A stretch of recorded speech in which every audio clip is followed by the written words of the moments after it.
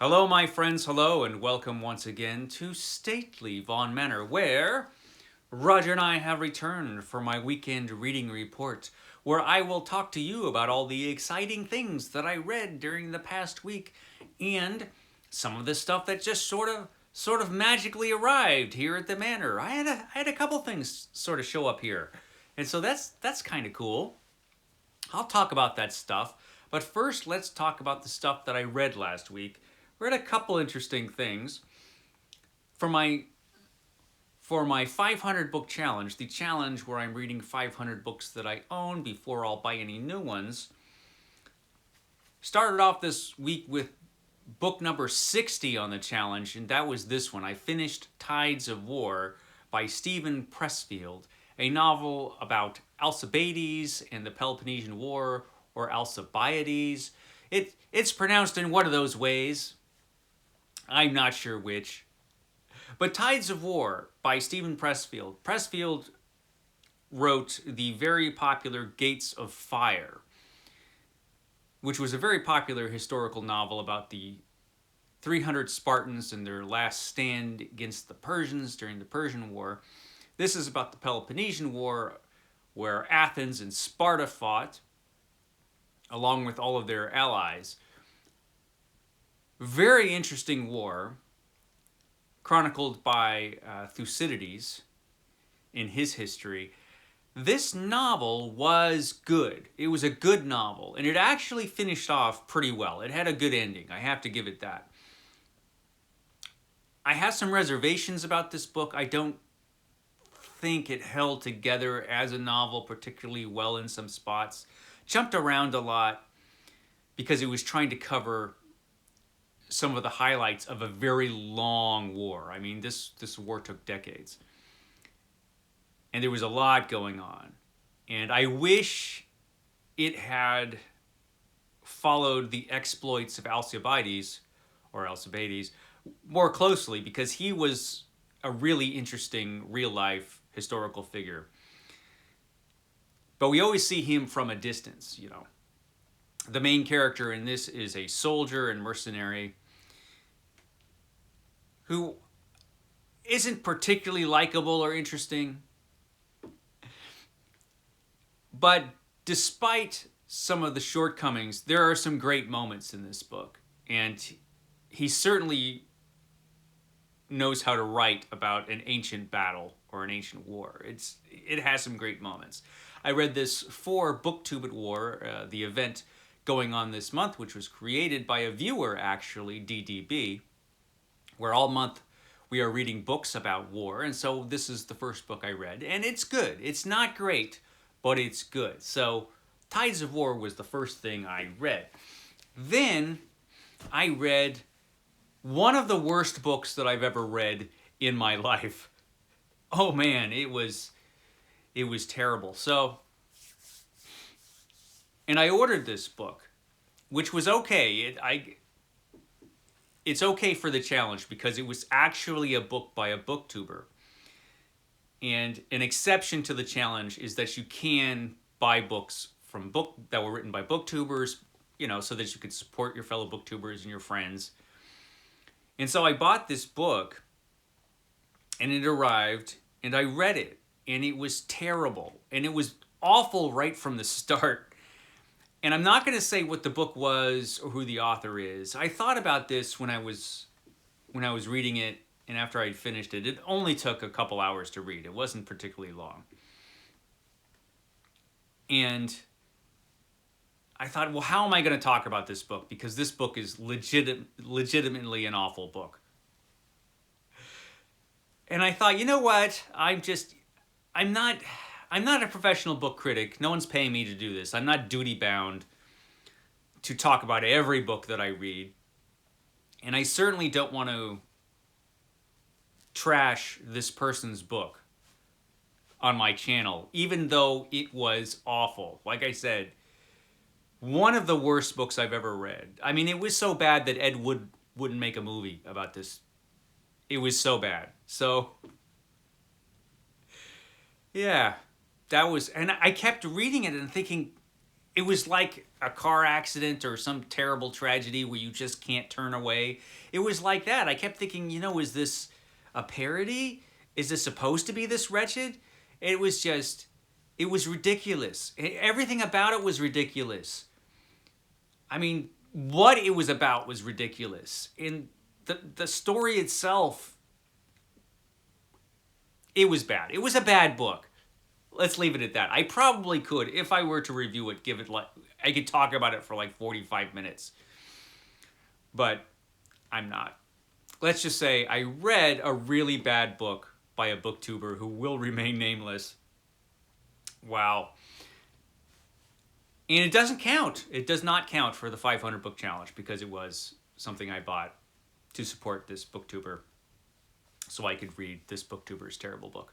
So I read that. And then I moved on to a really good book, which was this. This is The Great Pulp Heroes by Don Hutchison. And this is all about, well, the great pulp heroes from the 30s and 40s. I did a video, the day before yesterday about pulp heroes? And this kind of inspired me to do that video.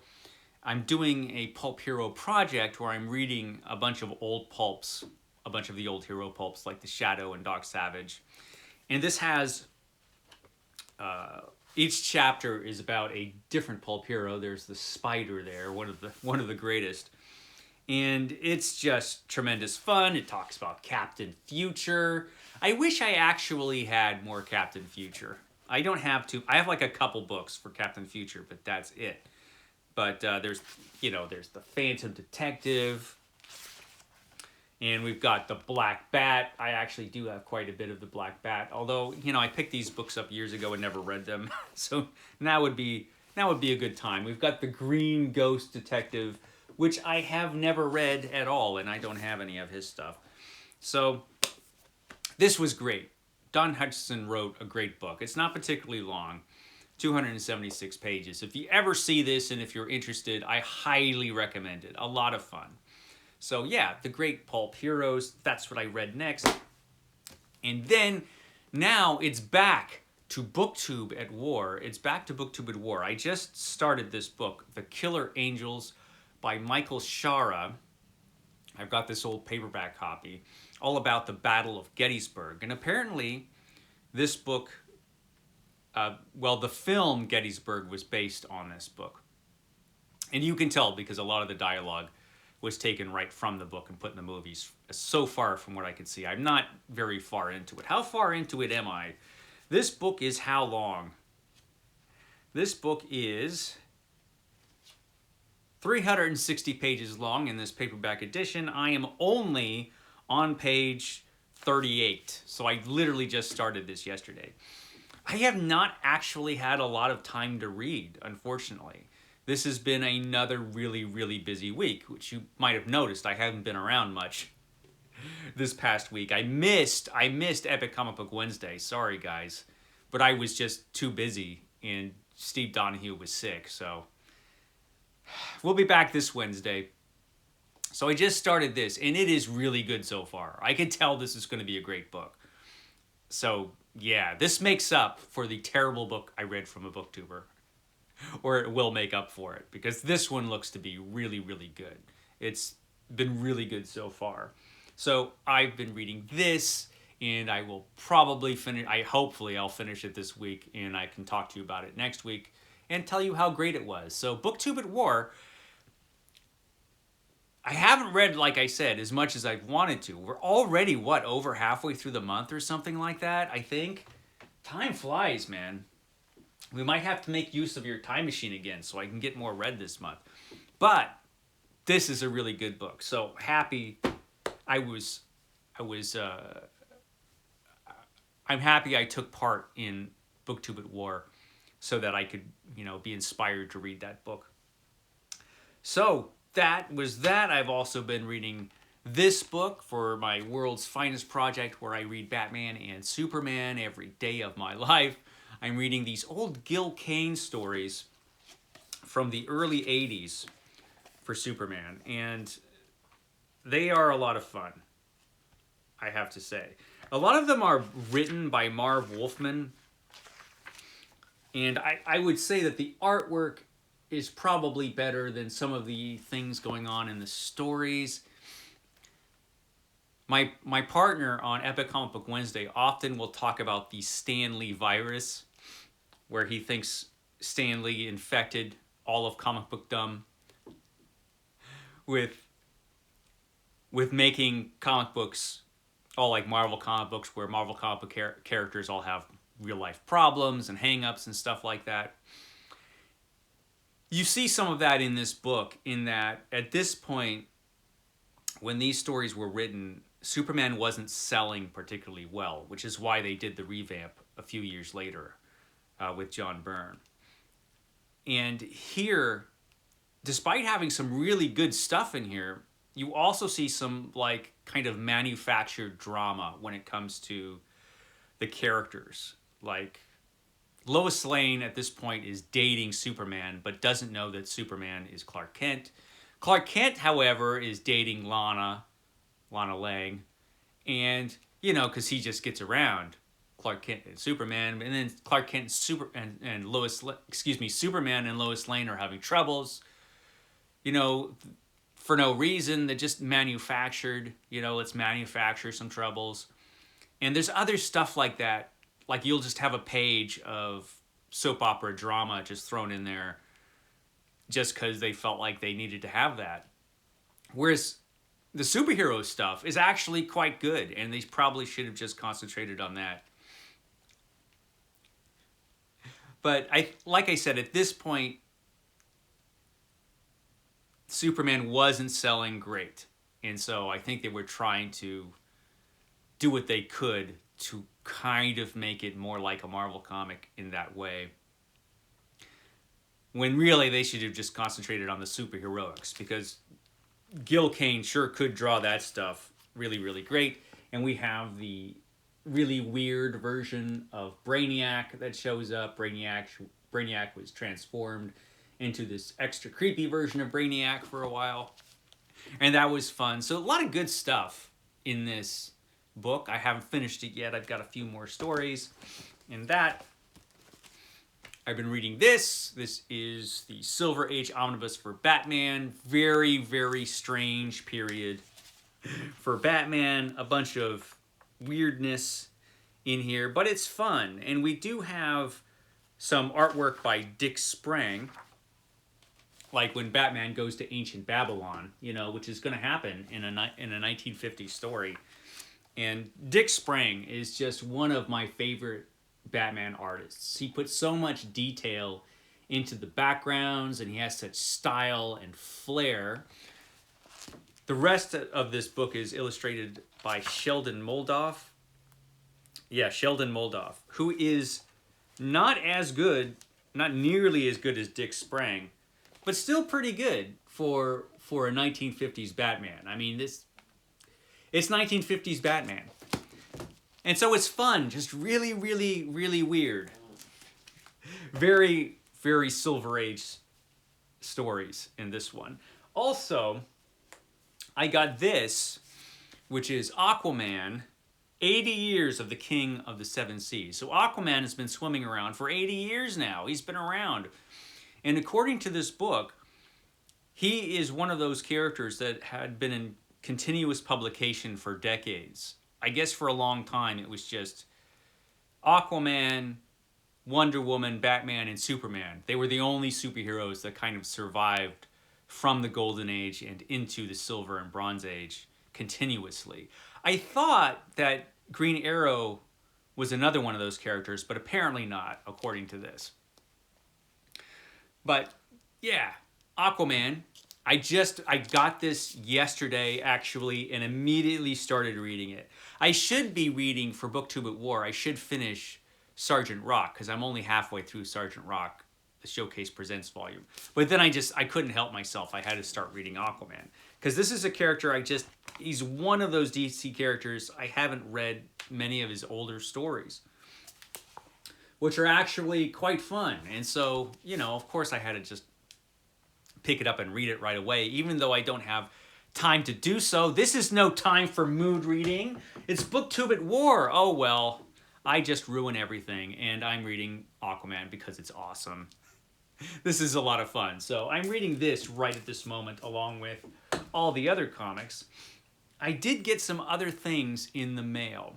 My good friend Douglas, who likes to send me books every once in a while because he's very kind and awesome, sent me the new Otto Penzler book. This is Golden Age Biblio Mysteries. Stories that involve crimes set somehow in the world of books.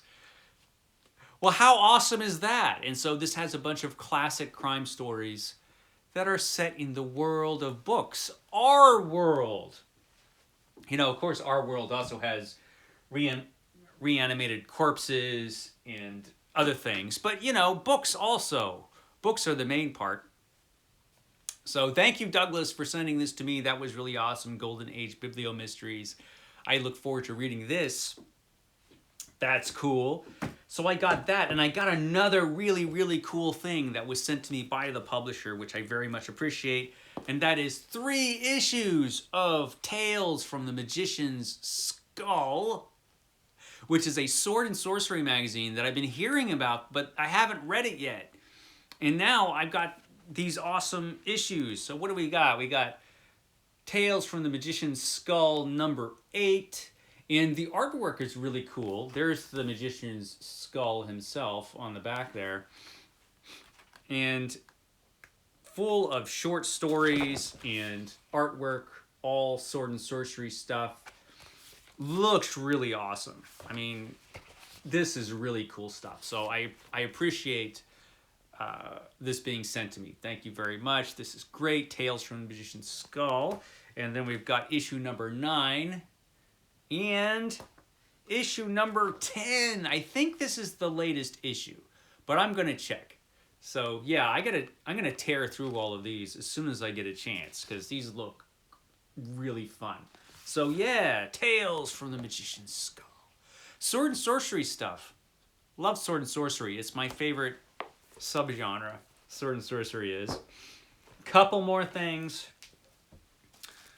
More Aquaman. This is The Death of a Prince Deluxe Edition. There were a few of these Deluxe Edition Aquamans that came out. This has some artwork by Jim Aparo in it, who is a great Aquaman artist, as well as doing a lot of great work on Batman. Like I said, I've been buying up a lot of Aquaman because he's a character I haven't read much of, and so I've got to catch up on Aquaman. Why not? So I got this. And to finish off here, this is a comic book character I've been hearing about my whole life and have never read. And that is Will Eisner's The Spirit. And so this is a book that DC Comics put out a while ago. Do they still have the rights to The Spirit? I don't know. But they did. And this is The Best of the Spirit, which is not a tremendously long book. Only 180 something pages. It came out before the really terrible movie. There was a really terrible movie of The Spirit, which was directed by Frank Miller. And I watched part of it a few years ago. It was really bad. And it was just... The movie wasn't great, but this came out, I think, because they were making the movie. And I had never read any of The Spirit, but I've been hearing about The Spirit forever. But, you know, I would go to my local comic book shop and be like, do you have any of The Spirit? And they're like, no. He was hard to find, The Spirit. He's still hard to find. I guess you can order archive editions now of The Spirit. But I picked up this just to check it out because, like I said, I've never read any of this stuff. And judging by just the artwork, I could see why this was a big deal because the artwork is pretty incredible. It looks great. I haven't actually sat down and read this yet because I literally just got it, but it looks fantastic. And these stories, I checked, all of these stories except one came out in the 40s. I guess one came out in the 50s. I think The Spirit, I don't know how long The Spirit lasted, the actual comic. I don't know if it lasted past the 50s or not. I will have to look into that. But this stuff is all from the 40s for the most part. And the artwork in this is beautiful. So yeah, I'm gonna read this and I will tell you guys what I think of it. It looks really cool. So yeah, The Spirit. And I think that's everything, you know. Couple of books on war, one of which I just started, a really terrible book by a booktuber who will remain nameless. Because man, oh man, that book sucked. And some really cool things in the mail, which I very much appreciate. Okay, guys, I will catch you next time.